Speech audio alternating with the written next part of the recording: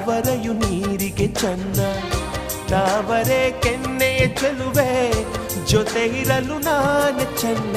ಅರಿಶಿನದ ಜೊತೆಯಲ್ಲಿ ಕುಂಕುಮವು ಚೆನ್ನ, ಇಂಪಾದ ಸ್ವರಗಳಿಗೆ ಗಮಕಗಳು ಚೆನ್ನ. ಶ್ರೀಮತಿಯು ನಗುತ್ತಿರಲು ಹಾಲು ಜೇನಿಗಿಂತ ಚೆನ್ನ.